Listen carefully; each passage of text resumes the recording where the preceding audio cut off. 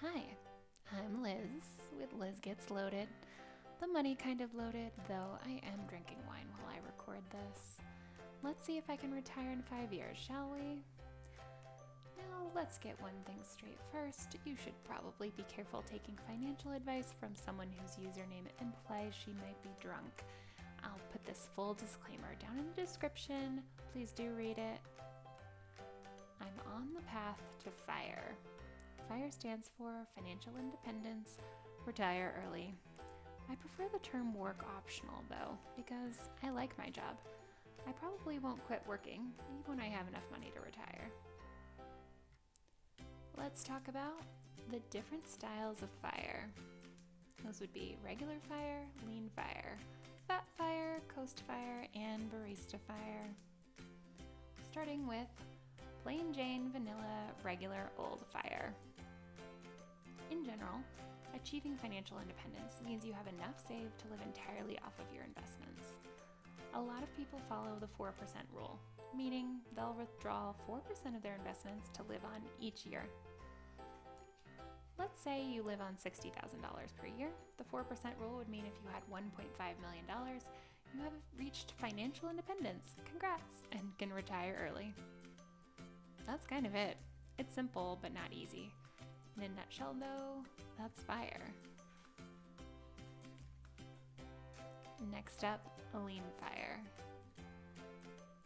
Lean FIRE, same idea, but with drastically cut expenses. The FIRE community usually thinks of lean FIRE as living off $40K or less. People focused on lean FIRE aggressively cut spending and would exchange freedom from work for most other pleasures. I'll be honest, lean FIRE is not for me. I want to have more saved, both so I can have a nicer lifestyle and more of a safety net. Up next, fat FIRE. Fat FIRE, that's the other end of the spectrum, being able to spend a lot of money in retirement. What's a lot? Everyone's definition is different, but a lot of people might say fat FIRE means a budget of at least $100K per year in retirement. Following the 4% rule, to have $100K, you'd need $2.5 million invested. That's a lot of money. If you're aiming for fat FIRE, you always have the option to downshift. Let's say you're spending more than you thought, or your investments aren't growing as much as you thought. You can always downshift towards regular FIRE or lean FIRE levels of spending.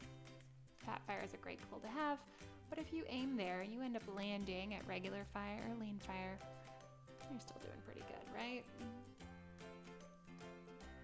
And there's two other kinds of FIRE I want to talk about. One is coast FIRE. The idea of coast FIRE is you get to a point where you can take your foot off the gas, or your feet off the pedals, as it were. With coast FIRE, your goal is to hit a specific investment target and then let compound growth do the rest. So here's an example.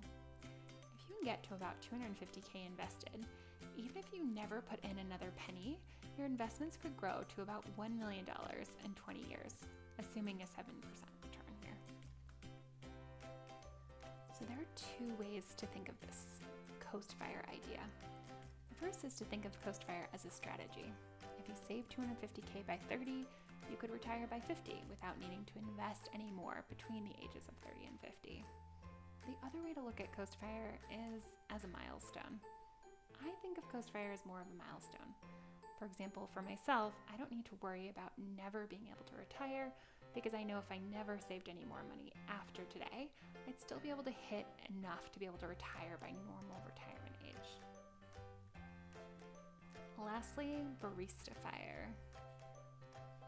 Barista FIRE is planning to replace most of your income with investment income while having a part-time job that pays part of your bills and maybe provides health insurance. That's where the name Barista FIRE came from. You could work at Starbucks, for example, a company that provides health insurance even to its part-time employees. So let's say your annual expenses are $60K, but you can earn $20K per year working part-time. Then you may only need $1 million to retire instead of $1.5 million. Barista FIRE has two big advantages. One is you reduce your spending needs. If you can find a job that offers health insurance for part-time employees, that's one less thing that you have to pay for. And then also, if your circumstances change, you may find it convenient. You could pick up some extra work for cash.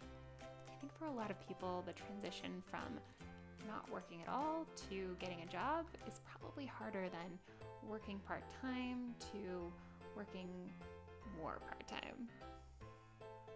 You tell me, what's your FIRE goal? Or you can like, subscribe, leave a comment, a nice comment, or come find me on Instagram or Twitter at Liz Gets Loaded. Thanks so much, team, and I'll see you next time.